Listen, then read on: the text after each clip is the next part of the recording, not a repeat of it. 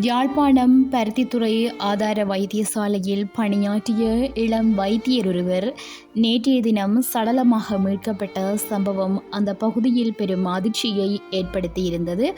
பருத்தித்துறை ஆதார வைத்தியசாலையின் மகப்பேற்று விடுதியில் கடமையாற்றும் 30 வயதான பிரேமேந்திர ராஜா கிரிசாந்த் என்பவரே இவ்வாறு உயிரிழந்திருக்கிறார். இவர் உயிரிழந்தமைக்கான காரணமும் தற்போது வெளியாகி இருக்கின்றது. குறித்த வைத்தியர் யாழ்ப்பாணத்தை பூர்வீகமாக கொண்டவராம். இவரது குடும்பத்தினர் நீண்ட காலமாக கொழும்பில் வசித்து வந்திருக்கிறார். குடும்பத்தினரின் மூட நம்பிக்கையால் ஏற்பட்ட மன அழுத்தத்தால் உயிரை மாய்த்து கொண்டதாக வைத்தியசாலை வட்டாரங்கள் தகவல் வெளியிட்டுள்ளன. செல்வந்த குடும்பத்தை சேர்ந்த இவர் குடும்பத்தில் ஒரே ஒரு மகனாவர். நேபாளத்தில் தனது மருத்துவ கல்வியையும் முடித்திருக்கிறார். கடந்த 7 ஆண்டுகளுக்கு மேலாக காதல் தொடர்பிலும் இருந்து வந்திருக்கிறார். அவரது காதலியும் ஒரு வைத்தியர் ஆவர். இந்நிலையில உயிரை மாய்த்த வைத்தியற்ற ஜாதகப்படி அவர் இப்போதைக்கு திருமணம் செய்யக்கூடாது என்று தாயார் தடுத்து வந்ததாகவும், மேலும் 3 வருடங்களுக்கு பின்னரே திருமணம் செய்ய வேண்டும் என தாயார் சொன்னதாகவும் சொல்லப்படுகிறது. இருப்பினும் அவருடைய காதலி உடனடியாக திருமணம் செய்ய விரும்பியிருந்தார் என்றும், இந்த மன அழுத்தத்தால் தான் அவர் உயிரை மாய்த்ததாக சொல்லப்படுகிறது. வைத்தியர்களின் தங்கும் விடுதியறைக்குள்ள தனது கால் விரல்களுக்குள்ள மயக்க மருந்தை செலுத்திவிட்டு அறையை பூட்டிவிட்டு படுத்திருக்கிறாராம்.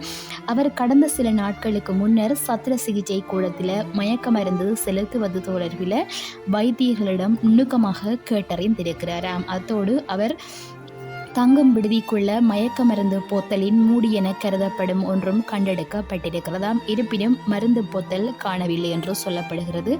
தற்கொலைக்கு முன்னதாக வைத்தியர் அதை மறைத்திருக்கலாம் என்றும் கருதப்படுகிறது.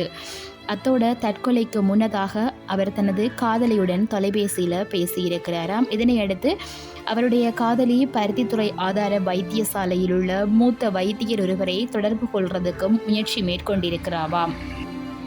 பருத்தித்துறை ஆதார வைத்தியசாலையில் உள்ள மூத்த வைத்தியருக்கு தொடர்பை மேற்கொள்ள முயற்சித்து அழைப்பெடுத்த போது அறிமுகமற்ற இலக்கத்திலிருந்து வந்த அழைப்பு என்பதால் அந்த வைத்தியர் அந்த அழைப்பு குறித்து அக்கறை காட்டவில்லையாம். சற்று நேரத்தின் பின்னர் அந்த இலக்கத்தோட தொடர்பு கொண்ட போது தற்கொலை விவகாரத்தை குறிப்பிட்டிருக்கிறார்.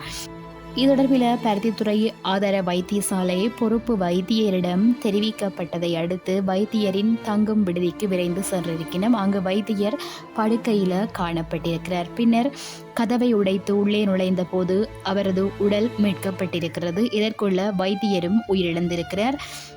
அத்தோட வைத்தியரின் உடலுக்கு அருகில திறந்த நிலையில பேனா ஒன்றும் காணப்பட்டிருக்கின்றது. இந்த விடயம் பெரிதுமே ஒரு சோகத்தை ஏற்படுத்தி இருக்கின்றது. வைத்தியரே இவ்வாறான முடிவால் உயிரிழந்திருக்கின்றது பலருக்கும் அதிர்ச்சியை ஏற்படுத்தி இருக்கின்றது.